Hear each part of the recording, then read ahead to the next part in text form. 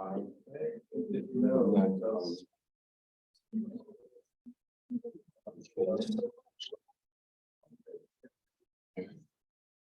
still in frame, right? Yeah. Okay. You know about what you want.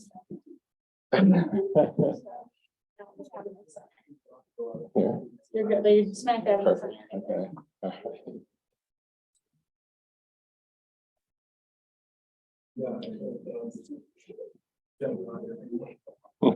Well, I'm going to get things started. And if people trickle in, they'll come through the back door, right? So, thank you everyone for joining us today for this conversation. For those of you who don't know me, I'm Dr. Richard Reisman, Associate Professor of Spanish in the Department of Modern Languages, and I'm the Associate Faculty Dean of Engagement and Inclusion. Did I get that right, Tom? Okay. I'm also the founder of the Borders and Migrations Initiative, the Latinx Speakers Series, and the longest running of my initiatives, the LGBTQIA+ Speakers Series, which I founded back in 2011, the year I started at Canisius. I want to thank the co-sponsors, including Modern Languages, Honors, Political Science and International Relations, Arts Canisius, Department of Communications and Digital Media Arts, Campus Ministry, the library who's hosting us today, Sociology, the Center for Online Learning and Innovation, and ULLC, the Urban Leadership Learning Community. The film, as a reminder, is available here in the library via Amazon Prime, video on demand. And for those of you without such streaming access here or abroad, there are codes available for alternative viewing platforms if you email me. I also want to encourage you to support the film via the Firebird website, where you can purchase the film. The memoir is this lovely book with historical pictures in it of Sergei, as well as pictures from the film. And other related material, and to support ongoing efforts to advance LGBTQIA+ rights globally. It is worth noting that the English translation of Sergei Fetisov's memoir, Firebird, the Story of Roman, upon which the film is based, is now available. I just got it the other day. I'm especially thrilled today to welcome to Canisius the co-writer and lead actor, Tom Pryor, and writer-director Peter Ribane of the Estonian film, Firebird. Before we begin our conversation, I want to thank Tom and Peter for gifting us with such a gorgeous film of love and perseverance despite all odds. The film is richly colored, embedded in the time period of the love story, dramatically taut and emotionally real. I'm grateful for this film and for the opportunity to visually revisit Estonia. I sadly missed the opportunity to see the film and speak with Tom and Peter at Baltic Pride last summer, so I'm delighted to be able to have the opportunity to do so now. For those of you who read the memoir and watched the film, I wish you all, in the words of Sergei, the opportunity to find repose in the arms of love and hope, something particularly needed today. Please join me in welcoming Tom Pryor and Peter Ribane.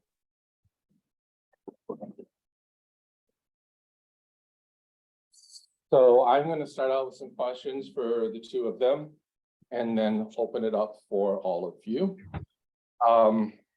Peter and Tom, you ready? Yep. Hi. So I know that Sergei had indicated that he wanted the film to be a love story and not a political story. And I think the film works as a love story, but I wonder how it's, I feel though that given the time we are currently living through, that it's hard not to see this film in political context. And I wonder if you could talk a little bit about the reception of the film, its censorship in Russia, and how the film is sort of in discourse with the current political situation in Central and Eastern Europe. Shall I start? Yeah, go for it. I think you're absolutely correct that when we met Sergei in Moscow, we made several trips before he sadly passed away. One of his main really requests to us was to make a love story, not to start make a political film. And I think that's what we set out to do. But the film, of course, touches on a very political issue, which is the equal rights of LGBT families in Russia today. And as of December, end of December, actually, screening this film or selling the book in Russia is illegal. Literally, you'll face a prison term for doing this event in Russia at the moment, because it will be considered homosexual propaganda. And that's kind of scary, sad, and also concerning how over the last 10 years Russia has really gone back in time. Sergei published his memoir in the early 90s, when there was this brief moment of liberalization, and really since then it's become in a way worse than what it used to be even under the Soviet rule. I read, I think in an interview with Tom, that there have been 92 articles published about the film in Russia, lambasting it for insulting the Russian military. Yeah. I mean, we were screened at the Moscow International Film Festival, which we honestly were very surprised about. Somebody even dared to program us. We were like, okay, maybe there's a possibility of progression really beginning to happen here. And the light at the end of this rather dark tunnel in terms of like the sort of human rights situation going on there. But yeah, the first screening went ahead in Moscow. Actually, during the pandemic, it was an in-person screening. And yeah, pretty much there were, I think it was like 82 or 83 press articles written about the film, like 82 of them like inherently negative, because it's effectively illegal to write positive things about this film. And then we had protesters outside the cinema holding up banners saying "Stop homosexual propaganda," and a letter written to the state prosecution office saying that the film should be removed from the festival. And so we weren't actually kicked out, but our film was effectively silenced there at the festival. And so they cancelled all the tickets and all the invites and VIPs that were coming to the second screening. And the film effectively played to an empty auditorium. And I think sort of that sort of was a pretty strong message to, you know, silence the film. And yeah, they were not happy about the fact that we touched on the military, and then of course like the escalation of all of that really kind of hit it head in the breaking out of the Ukraine war. And the fact that we'd actually cast a Ukrainian to play Roman as well is that it just escalates and escalates and escalates in so many different ways. And the strategy which we had to actually bring in when we knew that the film was about to come out in April and May in England and the US was actually really to get ahead of a potential crisis of the film being misinterpreted as a Russian story and a Russian funded story. So we really had to like kind of jump on board with that and actually just really let everybody know actually quite how the film had been received in Russia. And really it's about actually sharing and shedding a light on what has happened there and what is happening there. And you know, there were certain fall downs in that. Like we did lose a theatrical release in one particular country, a big country, because they thought it was too much of a risk to show like a Russian film. And that was kind of sad, but yeah, so it's been far more political than we ever expected to. And like I said, and as you sort of have researched Sergei, you know, very well in that he had said, please just make the film about love and not politics. Well, I think it's sometimes hard to separate those two things. What is the situation with Oleg right now? Because I had read that earlier he was running a cafe in Kyiv waiting to join, and I think maybe he has joined in the war effort. Do you know what he's up to right now? As much as I know, he's making clothes for the soldiers and running the cafe in Kiev. But Tom, maybe you know anything newer. No, I think that's pretty much like all we know. And he got special permission to join us for the premiere last spring, and also we did a trip together to New York in June. But yeah, that was the last time that we saw him at the end of June. Okay. Um, having read the memoir, there's a lot of differences between the memoir and the film, and I wonder if you can talk about how you made those changes from the memoir to the film to still keep the authenticity, I guess, emotional authenticity, even if some of the details are no longer the same from to.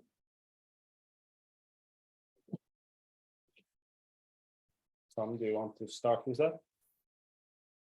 Yeah, sure. Yeah, thank you also for sending actually the pre-question around that. It was actually interesting to highlight, the particular characters or aspects that we decided to change. It was pretty fundamental for me when coming to the script and after Peter had written the sort of first draft, that it was really needing contextualizing. When you read the original story, there is definitely a initial sense of almost disbelief, or like, how on earth could this have happened during this time? And yeah, we worked pretty hard to basically bring in the sort of sociological and political context of the time. The reason why, for example, we didn't end up having the character of like the old man, for example, from the book, was that I think most people would actually think it's actually unbelievable. And it's like there was a lot of times, there's moments in the book where like they ride in the taxi and the guy gives them a free ride because he's so like in awe of Roman and Sergei's love. I think if we put that in the film as well, people would be like, this wasn't possible, like this isn't happening, this is not Soviet Russia, like get a grip, like where have you been? So yeah, there was quite a lot of contextualizing which we had to do. I think probably some of the biggest changes actually we did as well was to very much alter the character of Louisa, because she, in my opinion, and I don't want to speak for Peter, but we kind of collaborated really in terms of our perspective of how we wanted to show Louisa was actually that her tragedy is as significant as the boys' is. And so we felt it was really important to give her a fair perspective there as well. Maybe Peter, you can list the rest of the changes that we made. Well, I think the emotional story, the love story, is really what inspired me to actually start developing this book into a script. And when we did it together with Tom, it was really tough to cut out a lot of stuff, like all of the period at the home village with the mother. We actually had a lot of scenes there and an amazing kind of character, and it just felt like we are dragging, like that the story, the film would have been probably 3 hours long at the end. And we had to make some like very critical decisions of compressing time and cutting out periods, because obviously in a book you can explain a lot, but if you want the film to be watchable under 2 hours, then that was probably the toughest choice. We cut out, we didn't really cut out characters, but we added characters like Zverev.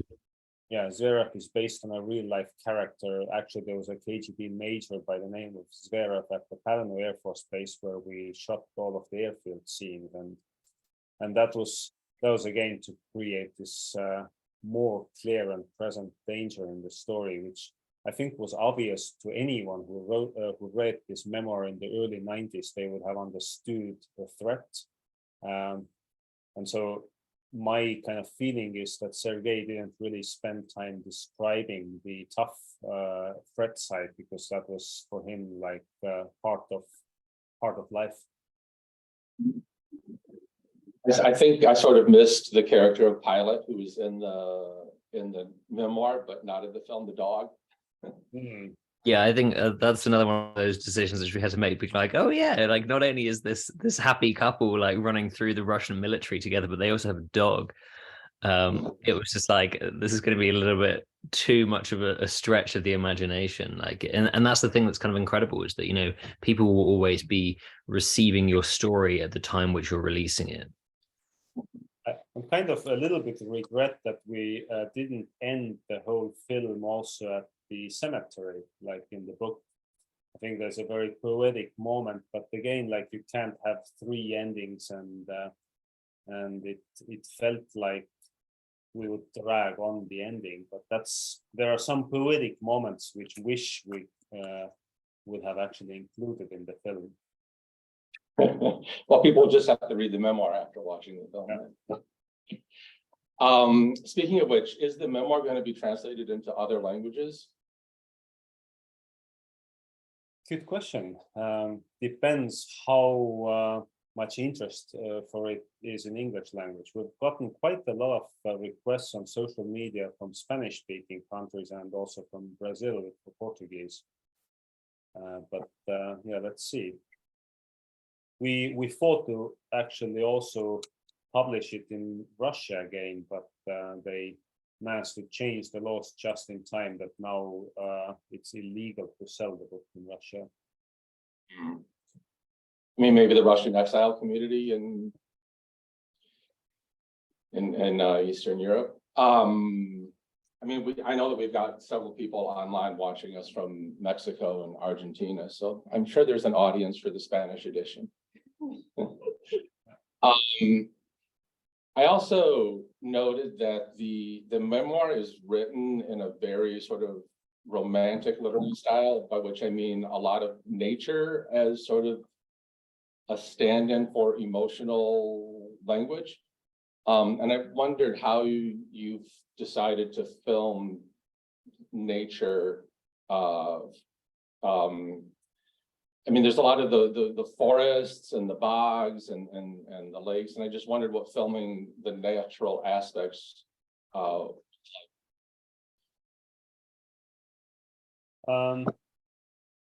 think that was one of the really amazing bits of the book, which also spoke to me. And I think the best example actually is the scene in the blueberry forest, where Sergei is kind of looking at the trees and this moment between them in nature. But I think that's my kind of feeling, is that looking back, I should have probably included more of it while filming, like while directing it. So I think my honest opinion. Yeah, I think there's something really beautiful in the natural sensitivity, like in the book, and as like so much can be done in the way that you decide to shoot the film once it's been written, and then there's other moments where like we maybe like over edited out actually in the script stage, like these kind of like more like natural moments, like where Sergei like may like see like a bird, or like there's, and like have like this kind of like moment like between him and like nature, that I think that we actually both like agree it would have been nice to actually include some of that. But then there's also like, you can run the risk of ending up like trying to make a film for too many people. So I think that overall the decisions were made like how they were, and I think that actually that's why the book is actually really a really nice like addition now to the film. Actually, it gives a very different perspective, and kind of like enriches actually the experience of the film. It's quite unusual to have, you know, a book released after the film, even though it's obviously written before. But it from what actually we've been hearing of feedback actually from people like who have just started reading the book in English, is that it's really enriched their experience of seeing the film, which is cool, rather than disappointing. Yeah, no, I think they function really interestingly in tandem with each other. Yeah, I also wondered about Firebird itself, the ballet, the Stravinsky ballet. I wonder if you can talk about the incorporation of that. I know that the Estonian ballet company did not have that in their repertoire. And so they like did, I think, 3 scenes from the ballet for the film. But I wonder if you can maybe talk a little bit about the meaning of the Firebird ballet in the terms of the film.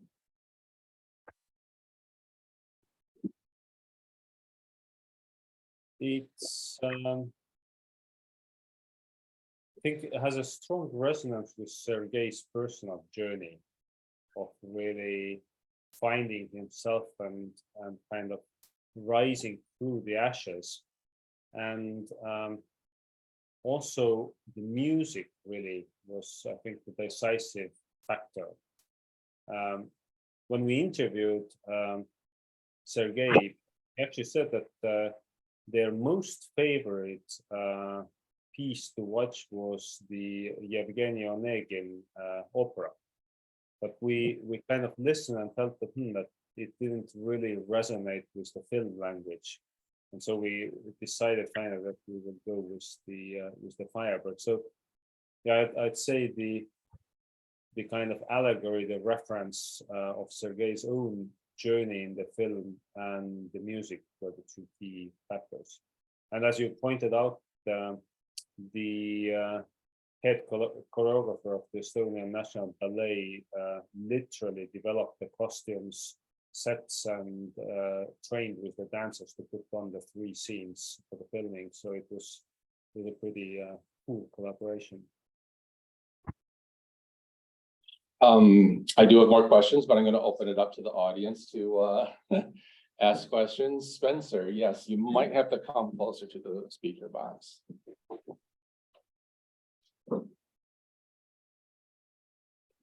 Great. Thank you both for spending some time with us here today. So here at Canisius College, we are a Jesuit school, a Jesuit institution. And so what that means is we try to get students to reflect on some of the bigger questions in life, thinking about who they are in the world, what is their place in it, getting them to pause and reflect on what they are experiencing and how it's affecting them. So I was wondering if you two would be willing to share how this project affected you both personally. How did you grow? What did you learn from this? How did it affect you? Were you inspired in any way personally through the filming and production of this? Thank you. Do you want to start, Peter? Sure.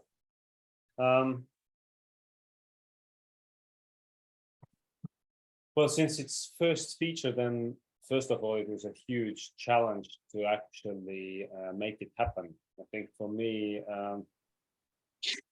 personally, directing in all kinds of circumstances and making this story in a believable fashion was quite a huge challenge, to the point of I think total overexhaustion and let's say health-wise to the borderline of sleeping like 4 or 5 hours a day for half a year, which kind of meant that I was pretty burned out by the time that we started editing, and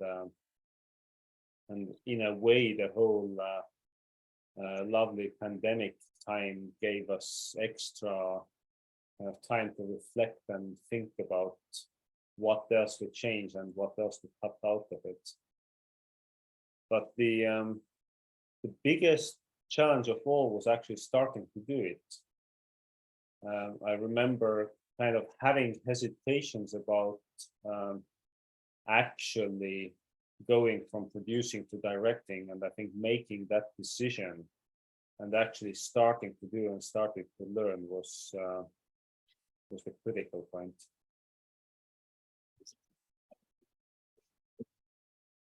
Yeah, I think for me, the journey like through this film, like I was approached originally to play the character of Sergei, and then I kind of ended up becoming one of the co-writers sort of by accident, when Peter graciously took some feedback on, we were shooting a teaser, we're shooting 3 scenes to a sort of high industry standard to sort of show a proof of concept and help raise the rest of the financing for the film. And yeah, I started just giving some feedback and suggestions on how I thought some of the dialogues could be changed, and then some of the scenes could be changed, and then we ended up rewriting together for about 2.5 years. It was a kind of initiation, like for me, in terms of writing a full length feature film, because I'd written things before, but not anything quite to sort of this scale or size. And so it was a process really of self-discovery as a writer, and then as a producer as well, and really kind of going through those motions of trying to convince people to give you money to make a film, and the sort of social conflicts that can bring up. And then for me, probably the hardest point actually of the production was about three months or so before we were about to start shooting, and I had this really big sort of crisis actually in confidence and belief in myself. And I'd been on this journey for quite a long time at this point, like about 3 years into development, and just really couldn't actually find the belief to continue and play the character. And even at one point was just like, maybe we need to find somebody else to actually play Sergei, because it kind of almost felt like it was so such a pressure like for me now to play it, because we'd gone to Russia in this time and met Sergei, and we'd even gone to his funeral when he passed away. And I just felt this sort of immense weight and responsibility on me, but it really actually was a sort of dark night of the soul, and made me have to dig real deep. And that's basically when I began to start meditating and began to sort of like really like switch up like my health and like look after myself, and really begin to like work with changing like limiting beliefs that I had about myself. And I worked with a number of very, very talented people in terms of physical training and in terms of sort of helping me change my mindset. And it was like a really, really powerful experience. One of the biggest things I was actually concerned about on the production was my energy levels and getting sick. Because like if I'm sick as like the lead actor on the production, like the production doesn't work. And so like you can have all the sets ready and you can have everybody there and the crew and everything else, but like if you're like your lead characters or your lead actors basically are not there or not able to operate, then it kind of very quickly collapses like a stack of cards. But yeah, so I'm like super grateful for the challenge that was there, and I worked very hard in terms of just like removing limiting beliefs and alchemizing, and ended up like really like working these like crazy long days. And like we would do a 12-hour shooting day, for example, which was actually then 13 hours because it doesn't include lunch, and that also doesn't include driving to and from the set, which could sometimes be up to an hour.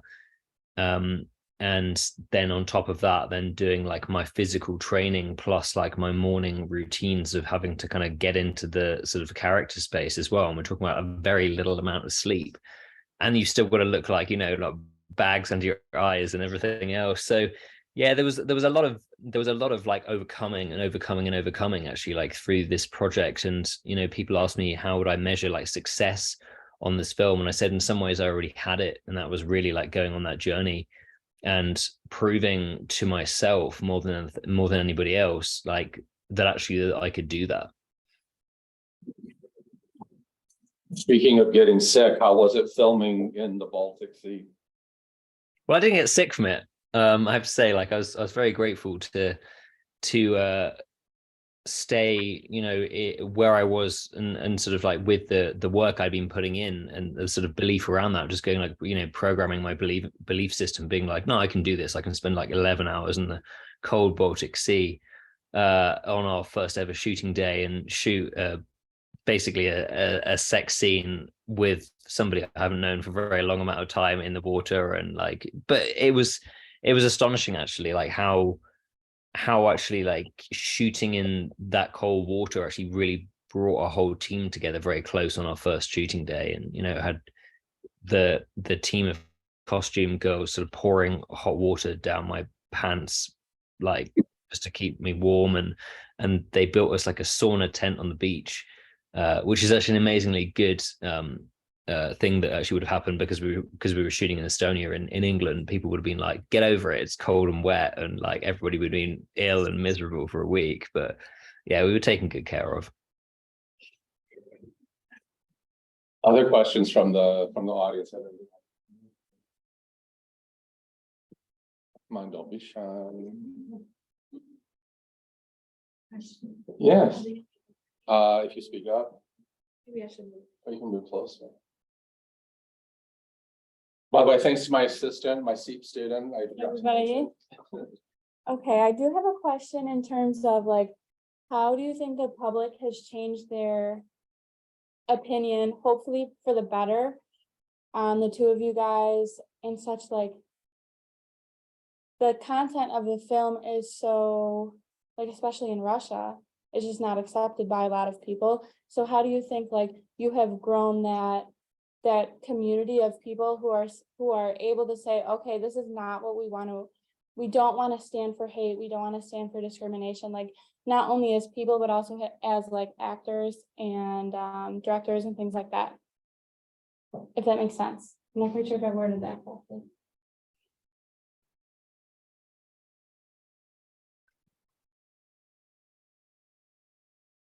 You need clarification, or do you feel? Well, I think you're asking about how the film has maybe changed people's minds socially. Socially, but also like could they face any sort of hate for their roles and like in the production. Okay.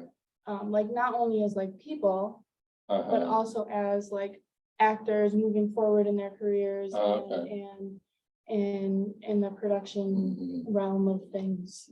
Okay, so I guess it's a two-part question. Is whether the film has had a positive impact on sort of cultural perceptions of homosexuality, but also whether the production itself or you individually have experienced any negative consequences for portraying, or positive, yeah. Yeah. I'd say like in terms of how the film has affected people it's been really amazing actually to get so many incredible messages of gratitude in terms of like representation on screen, and actually to such a large scale. It was really amazing actually to show this film in several different places in America, like in Los Angeles and San Francisco, and I went to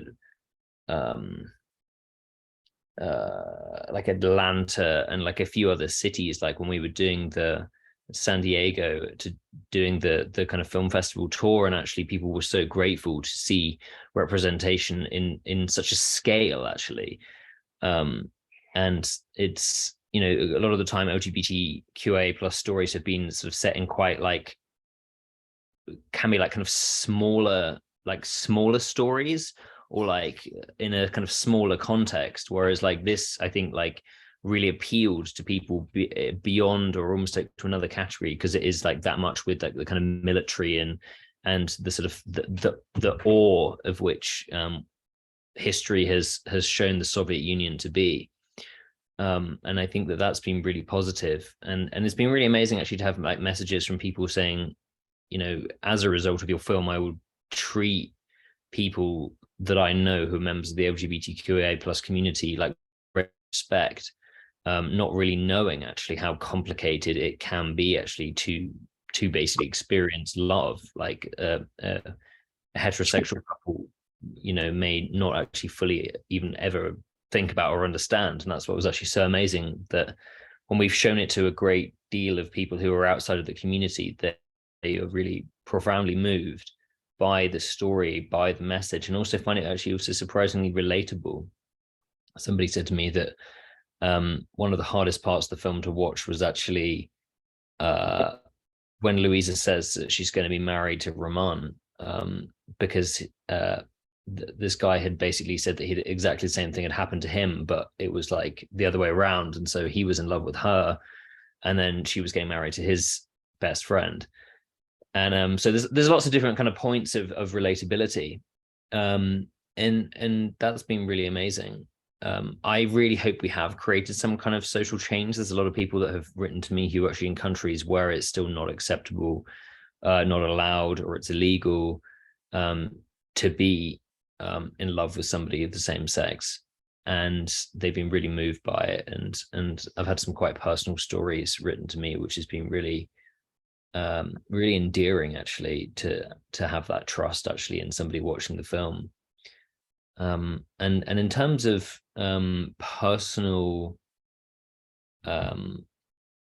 sort of outcomes, there has been a kind of interesting combination of things. Like, so our production and like our sort of heads of department and myself and Oleg and Peter and a few other members of our cast and crew have been sort of like attacked by Russian bots like several times. Like, even when I do Instagram lives, even still today, there is quite often quite a lot of homophobic content, which is just sort of like slurs and stuff, which are kind of like thrown in all Russian. And that's just a case of like having to unfortunately remove it as and when it goes. But ever so occasionally we do get these kind of this kind of like hate mail. We did actually receive death threats actually when we were first beginning to release the film at some of the film festivals, and people becoming aware of the film. So that hasn't necessarily been easy. And yeah, like, I think also there's a reality in the film business now where sexuality is being like much more included suddenly, which is really incredible. And like the level of diversity through the film business has suddenly got very, very strong. But like, there is also probably the question mark still about kind of going, can an actor be cast to play straight roles after gay roles and gay roles after straight roles, and do you have gay actors playing straight roles, and straight roles can't be played by gay actors, and la la la, and like the whole rhetoric goes on. But I believe that the industry is moving into a much more inclusive place than it certainly was 5 years ago.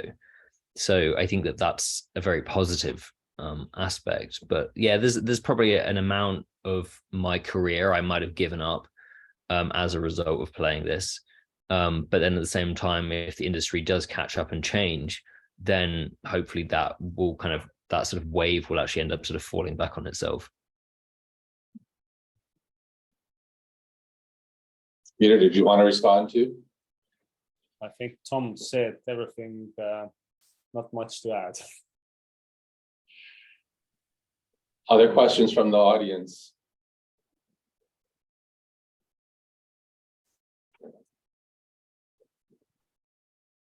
Mark. So as someone interested in teaching Cold War history, I couldn't help but notice your strong commitment to authenticity in the film, striking MiG-21s, a lot of Zhigulis, UAZs, uniform details down to the last detail. Can you speak to a commitment to authenticity material and period authenticity when arguably that may not be necessary to tell a love story, or even budget action films, they're more likely to compromise under those circumstances? Absolutely. That's, I mean, having come from a documentary background also, for me, critically important. And I think for the whole team, when we set out, we made a very clear intention that we tell the story historically accurately. Because often you look at films and you're like, wow, like that's like nothing like that time period or that place. And we want to kind of really be as precise because in a way, yes, for the love story, it's not that critical, but it creates the world. And I think if the world around the characters is believable to the small detail, then also the story becomes more believable, that the emotional connection becomes stronger. So we actually shot, I think, at about 46 locations in Estonia. We actually searched for buildings that still were intact, where the Russian occupying military used to be at. So the barrack scenes are actual former barracks which were demolished the next year. The airfield is an actual ex-Soviet airfield, and there was one hangar that was still intact with the bomb blast tours. The MiG is an actual MiG from that time period. Obviously, it didn't fly, but it could be rolled around, towed behind a truck, and then painted out. There was definitely a lot of detail going into the costumes.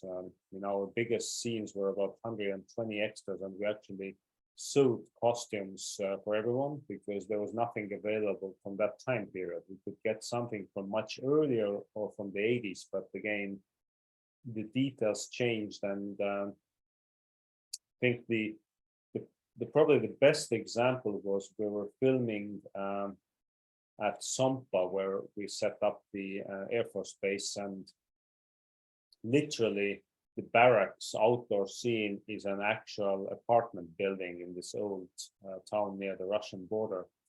And at one point we are filming, and a man comes out of the doorway, and we had to stop, and the AD went to usher him off the set, but he was coming with a photo album, and he had been a major in the Soviet Air Force. And we actually looked at his photos and looked at Zverev in his costumes, and it was literally 100% correct. Like you could see every little detail, which was kind of cool. So for I think for the team, it was important. It was also fun.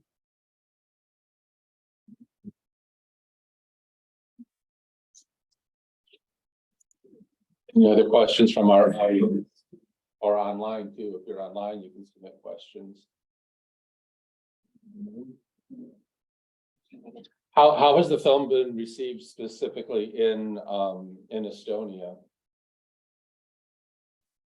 Actually, really well. I was a little bit wondering if there will be any, let's say, negative comments, and didn't see one, literally.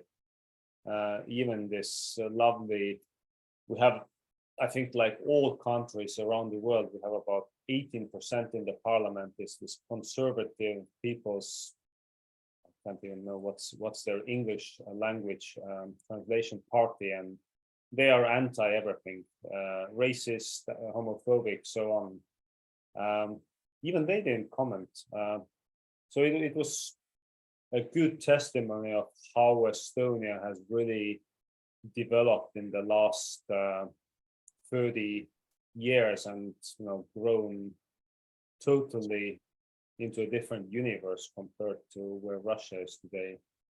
I mean, we have equal partnership law since 2013, and there's debate about equal marriage, whereas it's really changed. And I think it was also important for the audience here to remind people that this kind of love stories happened even during the Soviet occupation. And I had quite a few people, mostly actually older ladies, come up to me, like in a shopping center, in a cafe, and be like, I don't know you, but I just want to say and thanks for the film, which was cool. Because we had a totally wide theatrical release, pretty much all the multiplexes and cinemas in the country.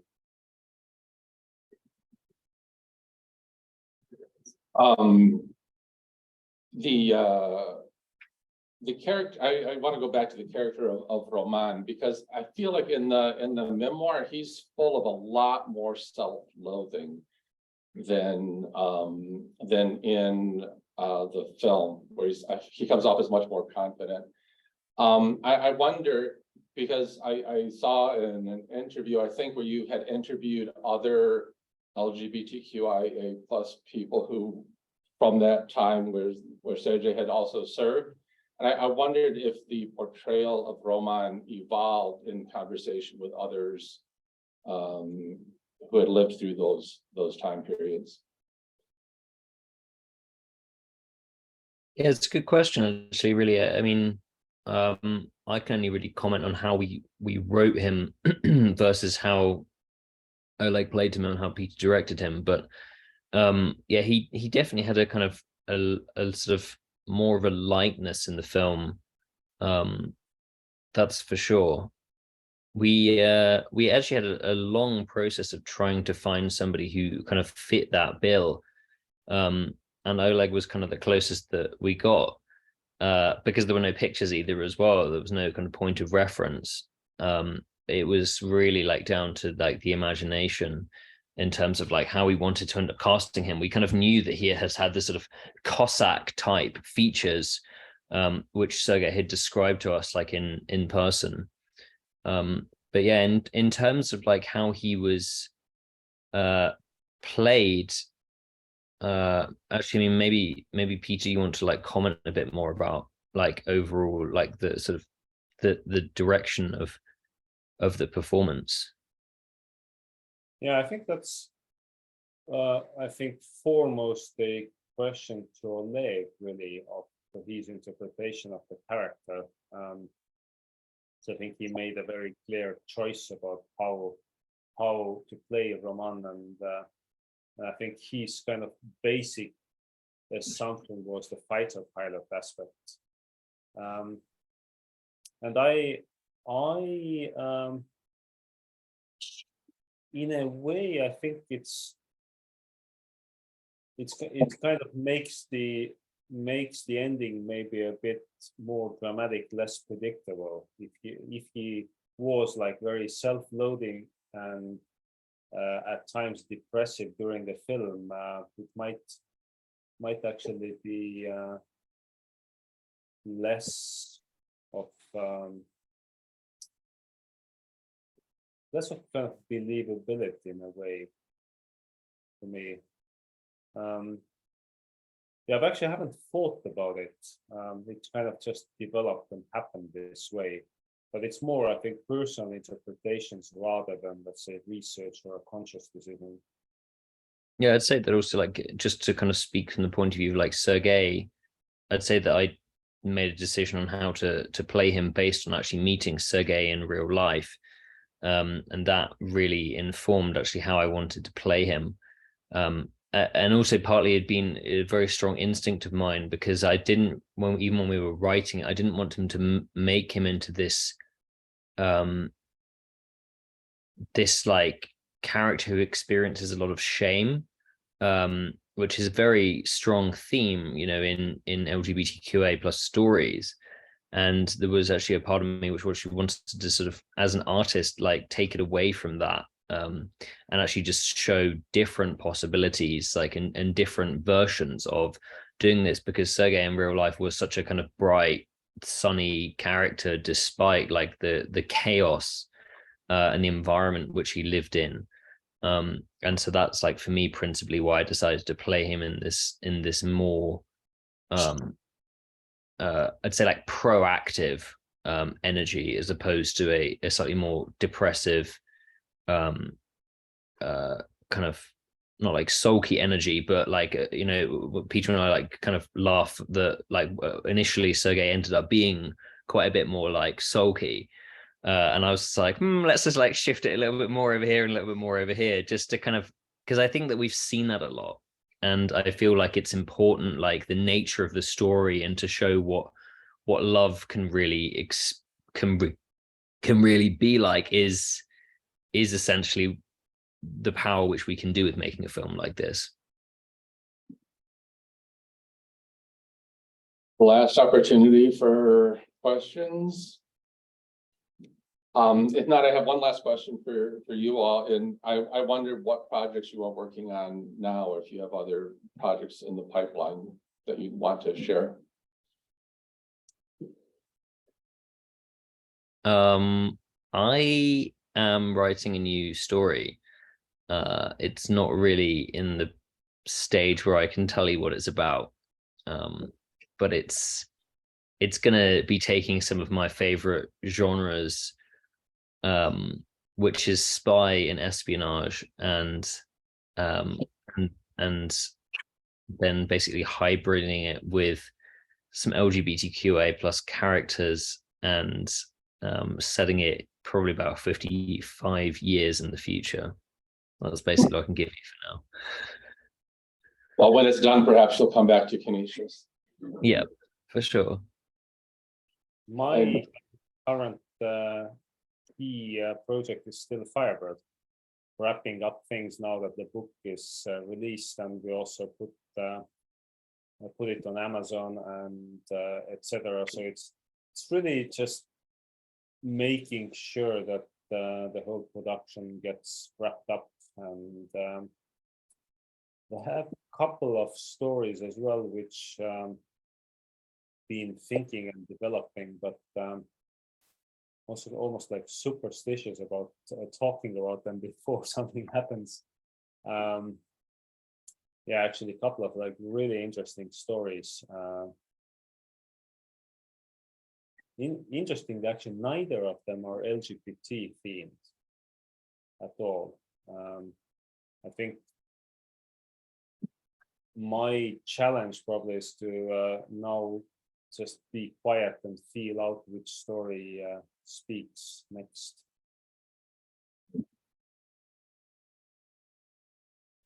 Well, I want to thank you, Tom and Peter, for joining us today, and thank you all for participating today. And I look forward to more work from both of you.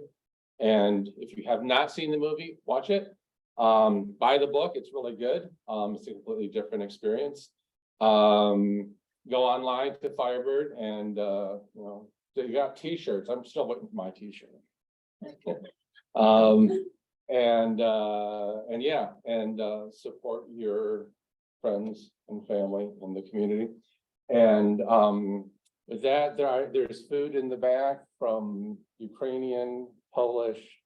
Sorry, we don't have a large Estonian population here. I did the best I could, getting geographically proximate. And thank you. So thank you all, and round of applause.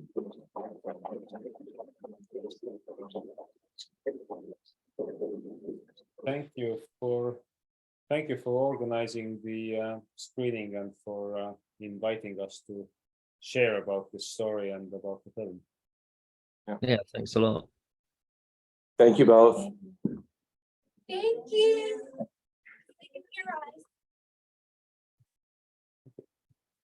Stop.